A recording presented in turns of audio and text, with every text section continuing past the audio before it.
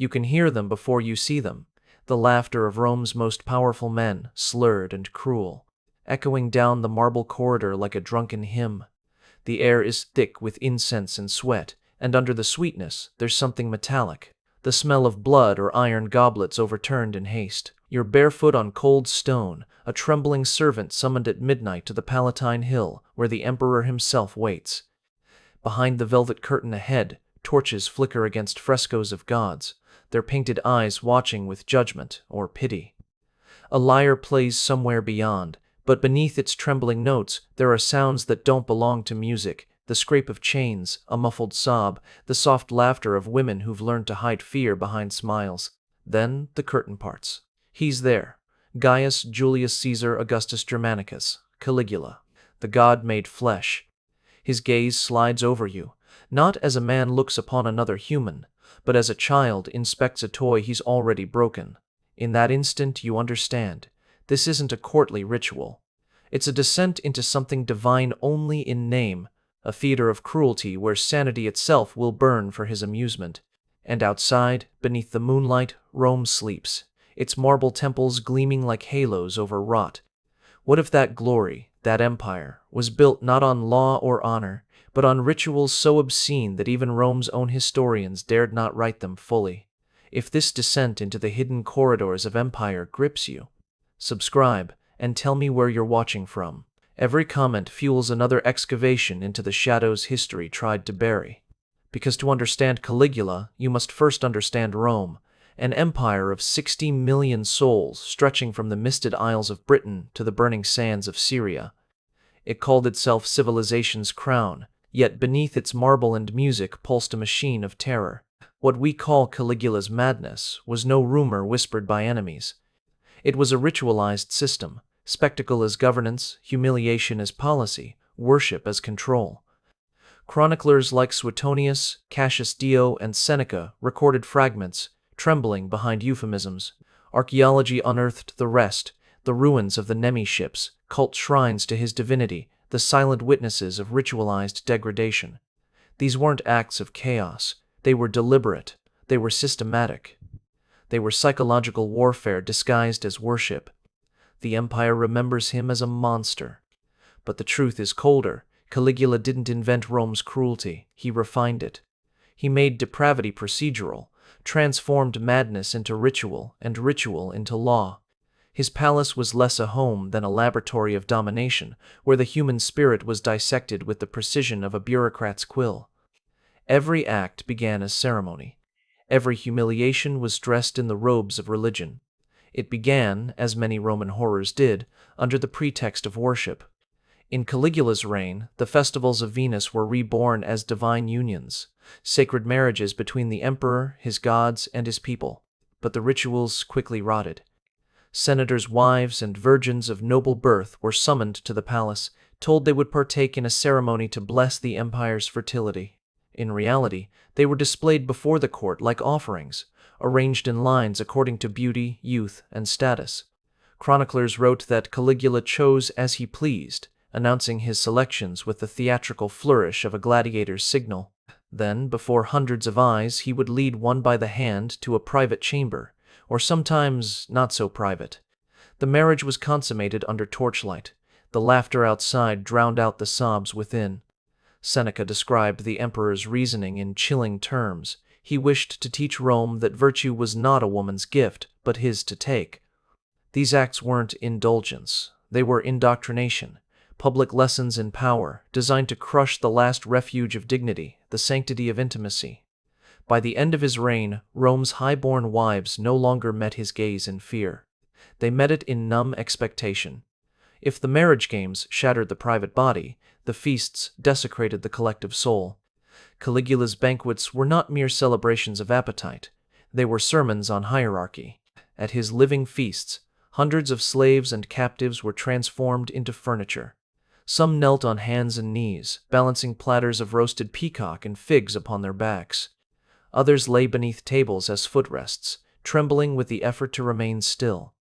Archaeological evidence from the ruins near the Palatine Hill shows banquet halls with iron rings embedded in marble floors, restraint points for living fixtures. Suetonius notes that Caligula laughed that the table itself groaned with pleasure. Each feast followed a strict hierarchy of horror. The beautiful were used as ornaments, the elderly as mock jesters. The disfigured were kept nearby as conversation pieces, a grotesque contrast to the empire's ideals of perfection. For every banquet, imperial accountants recorded expenses meticulously: the weight of silver goblets, the quantity of wine, and the number of slaves expended. A surviving tablet, fragmented and charred, lists among expenditures: furniture of flesh, 40 head, lost to exhaustion.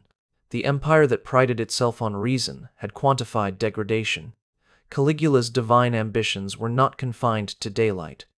By night, he transformed into Luna, the moon goddess, or Isis, the Egyptian mother of the cosmos.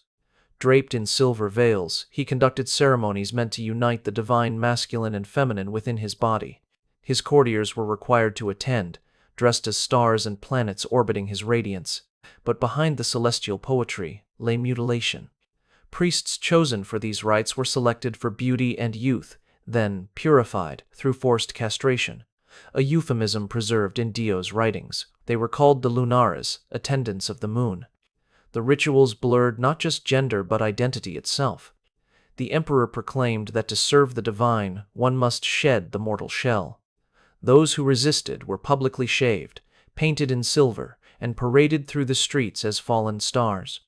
Archaeologists excavating beneath the Palatine complex discovered inscriptions to Luna Caesar, depicting attendants without distinguishing features, neither male nor female. Art transformed the victims into icons, erasing their humanity completely. Contemporaries whispered that these rites continued until dawn, when the moon set and Caligula, trembling and radiant, declared the world reborn under his rule. Even the nobility wasn't safe. Caligula understood that power wasn't secured through fear alone, it needed participation. So he invented the Lottery of Venus, a festival where senators and equestrians were invited to gamble for the emperor's favor. At the climax of the festival, dice were cast not for gold or land, but for women. Suetonius writes, he raffled the wives of the high-born as if they were spoils of war. The winners, soldiers, guards, or even slaves, were permitted a night in the imperial chambers with the prizes. The losers watched. Caligula called it justice among men, an equalization before the goddess. The senators called it something else, but not allowed. To protest was treason. To withdraw was defiance.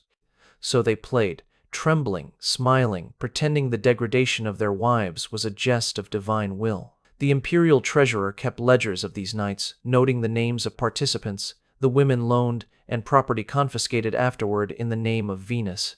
In the margins of one surviving record from 39 CE, a scribe scrawled a line later scratched out: they laughed until they wept. Even laughter had become a mask for terror. Off the tranquil waters of Lake Nemi, Caligula built 2 massive ships, each a palace afloat. One was said to be dedicated to Diana, goddess of the hunt, the other to himself, god of gods. These were not leisure yachts, but mobile sanctuaries of ritual excess. Excavated remnants in the 20th century revealed mosaic floors, marble columns, and lead plumbing for fountains of wine. But among the luxury, archaeologists found anchor chains sized for human limbs and platforms designed for lifting cages from below deck, theatrical devices for revelations.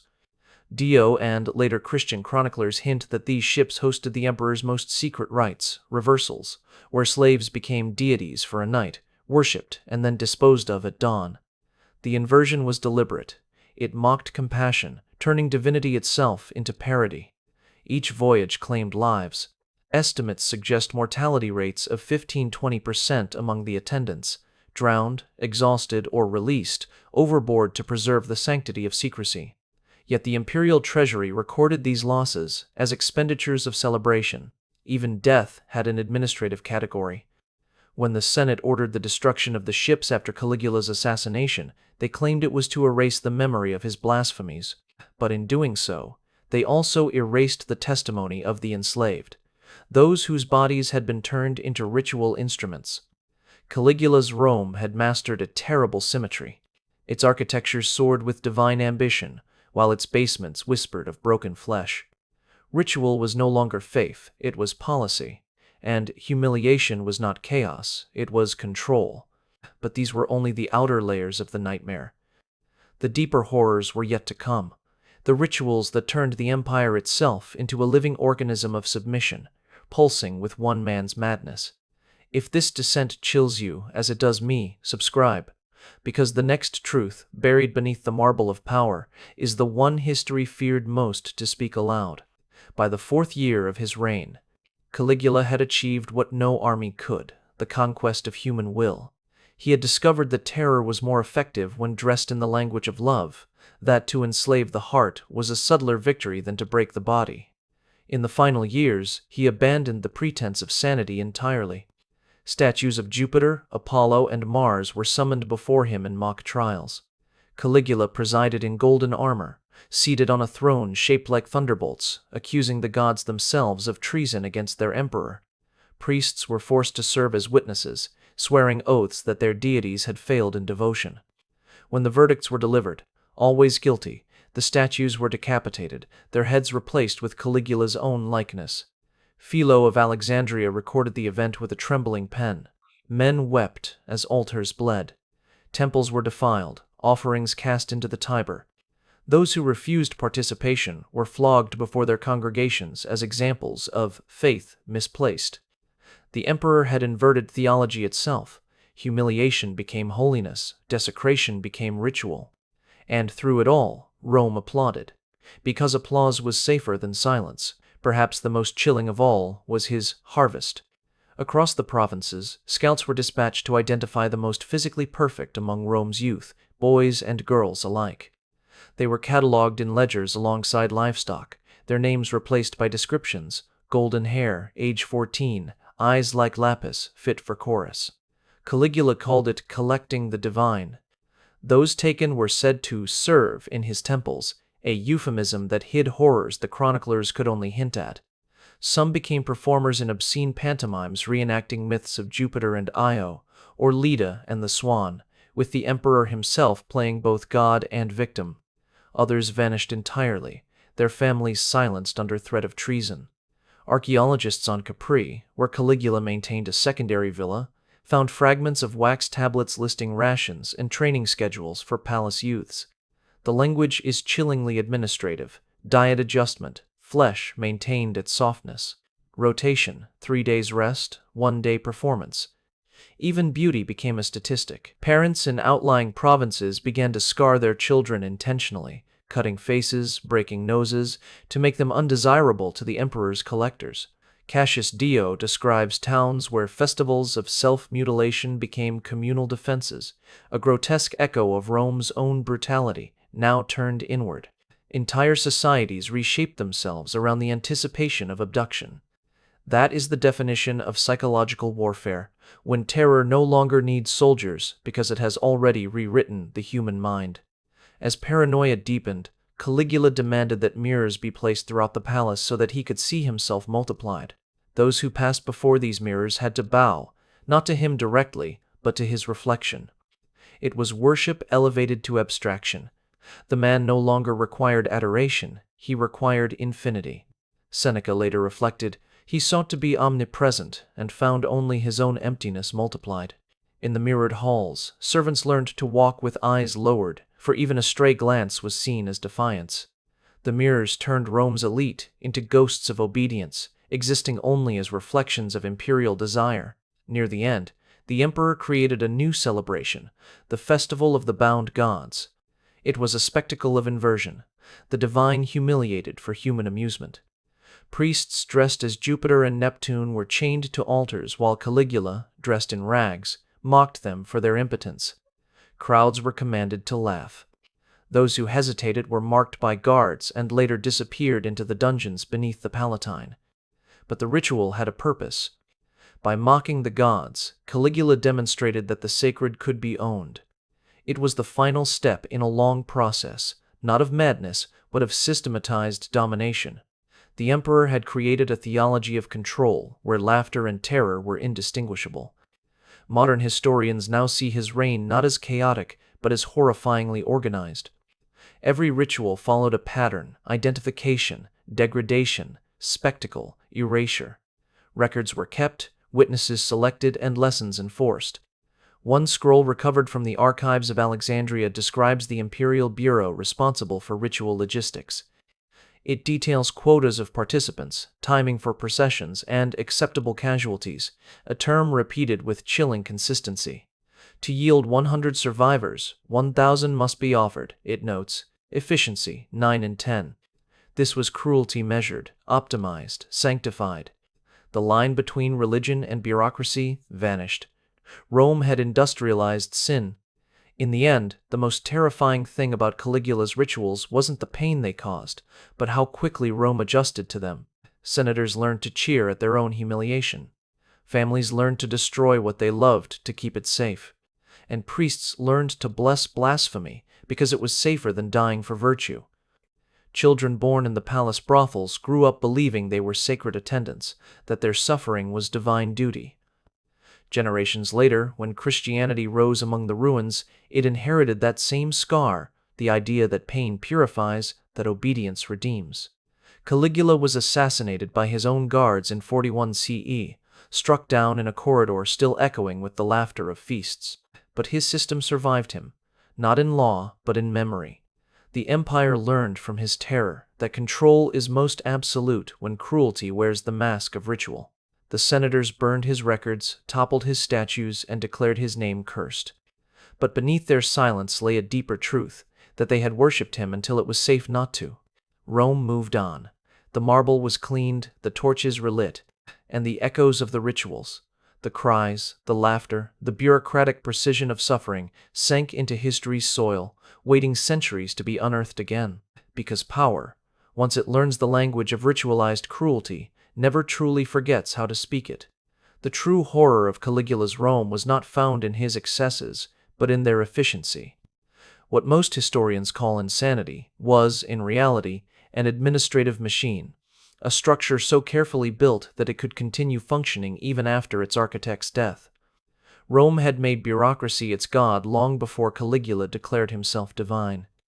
Tax ledgers recorded not just grain and gold, but bodies, men, women, and children catalogued as resources. The emperor merely expanded that logic. If Rome could count slaves as livestock, why not souls as currency? In the archives beneath the Palatine, scribes known as calculatores worked in near silence, their quills scratching endlessly across parchment. They recorded everything: the number of attendants required for each feast, the attrition rate of slaves during performance seasons, even the recycling potential of those who survived. One surviving fragment reads like a merchant's inventory: 10 youths, pale of complexion, suitable for divine pageants, 4 defective, reassigned to cleaning duty. It was here that cruelty became mathematics. The emperor no longer needed to swing the blade or give the order. The machinery of humiliation turned on its own. Magistrates competed for his approval through creativity in ritual. Generals held sacred spectacles in his name, where captives reenacted myths of betrayal and punishment. Even governors far from Rome began performing lesser versions of his rituals, calling them tributes of loyalty. And so, what began as the whim of one man metastasized into imperial policy. At the heart of this system was the Bureau of Sacred Entertainment, a department disguised as a festival office. But its ledgers tell a darker story: budget allocations for training of attendants, purchase of incense for purification of corpses, and payments to executioners noted as performers of finale. Each ritual had a script, each cruelty a justification. A scribe's marginal note preserved in wax reads, "Repeat efficiency exceeds 92%, witnesses compliant, survivors docile." The psychological element was as important as the physical. Caligula had discovered that fear was most potent when mingled with spectacle. If pain could be made to look like devotion, if obedience could masquerade as faith, then rebellion would no longer be necessary, because the oppressed would believe themselves chosen. This was the final evolution of Roman control: terror without resistance. When Seneca later wrote that he made the world his stage and every soul his actor, he wasn't speaking metaphorically. Every ritual, every festival, every public display became a performance of loyalty, a theater where survival required participation. Citizens laughed at jokes they didn't understand, cheered at parades they secretly despised, and offered prayers to a god they feared might hear them. And beneath it all, the scribes continued writing, their pens turning horror into history and history into precedent. The greatest cruelty was not that Caligula broke Rome, it was that Rome kept working. Because once power learns to disguise its madness as ritual, the system no longer needs a tyrant. It sustains itself. By the 5th year of his reign, the system had reached full automation. The emperor's absence no longer halted the ceremonies. Governors sent reports of ritual outcomes, as though delivering military victories. Temples held mock trials of gods, without waiting for orders. The empire had learned to worship cruelty as order, to mistake subjugation for unity. In one surviving dispatch from Egypt, an official wrote to Rome, "The populace rejoiced at the spectacle. The condemned confessed to their joy, the sacrifice was pure." It was the language of efficiency, not faith. The rituals had become self-replicating propaganda. Caligula's genius, or his curse, was realizing that control could be maintained through emotion rather than law. Love and terror were interchangeable tools. The victims who survived often spoke of feeling chosen, even blessed. It was a Stockholm syndrome sanctified by ceremony. When the emperor staged his infamous sea campaign, ordering legions to collect seashells as spoils of Neptune's defeat, the absurdity masked something profound. Those shells were catalogued, counted, and stored in marble vaults as sacred trophies. Rome had turned obedience itself into a holy act. This was psychological warfare perfected, obedience so total that it no longer required understanding. The economic dimensions were equally insidious. Commanders who provided captives for Caligula's games received bonuses in gold. Merchants profited from supplying perfumes and fabrics for ritual pageants. Even artisans found new income sculpting altars to his image. The entire empire, from senator to slave, was financially entangled in his madness. And that was his ultimate brilliance. He didn't just command terror, he monetized it. To protest him was to starve. To oppose him was to lose the only livelihood Rome allowed. As one chronicler wrote decades later, he taught us that the whip was not necessary when bread itself was a chain. But perhaps the most haunting revelation is how his rituals survived him. After his assassination in 41 CE, the Senate rushed to erase his memory. His statues melted, his name cursed, his documents burned. Yet within a decade, elements of his system reappeared under other emperors. The divine games of Nero, the theological tribunals of Domitian. The bureaucracy had learned too well. Caligula had demonstrated the formula, spectacle plus obedience eternity. Pause and consider that. Entire villages once surrendered at the mere rumor of his festivals. Parents offered their children voluntarily, believing it an honor to serve a god who devoured devotion itself. The empire became complicit not by force, but by fear, and then by habit. That is how civilizations rot, not through collapse, but through adaptation. They survive their monsters by becoming them. By the time Rome declared Caligula's reign damnatio memoriae erased from history, the damage was irreversible. The empire had internalized his logic. Power would henceforth be theatrical, divine, and cruelly efficient. The Senate may have buried his name, but they inherited his methods. And so, even in death, Caligula ruled, not through decree, but through design. He had built a system where the machinery of dehumanization outlived its master. When you walk today through the ruins of the Palatine, past the cracked marble floors and the shattered pools where his reflection once multiplied, know this: those stones remember. They were witnesses. And their silence is not peace, it is complicity. When the knives finally found him, in the shadowed corridor of his own palace, Caligula's last words were not of regret, but of disbelief. The man who thought himself immortal looked upon his assassins as though they were breaking the laws of nature. In that instant, the god realized he was only a man. And yet, even in death, his system endured, a ghost woven into the empire's foundations. The Senate proclaimed damnatio memoriae, the condemnation of memory. His statues were smashed, his name chiseled from inscriptions, his temples purified with salt. But erasure, in Rome, was never mercy. It was concealment. It allowed the empire to claim redemption while preserving the rot beneath its marble skin. The rituals were rebranded, the bureaucracy reabsorbed. The wheel kept turning, now without a face, but the same machinery still grinding souls into obedience. Archaeologists centuries later would unearth the remnants, ledgers written in careful Latin hands, listing not crimes but celebrations. Temple foundations with iron rings embedded in stone, as if to chain invisible ghosts. Amphorae marked with symbols of Luna and Isis, proof that his so-called madness had institutional reach. The evidence of an empire's double life, pious in daylight, monstrous in ritual. And when you walk through Rome today, among tourists and ruins, remember that its beauty was built atop silence, the kind that follows screams no one recorded. The marble gleams, the columns rise, but beneath them still lie the bones of those whose suffering funded divinity.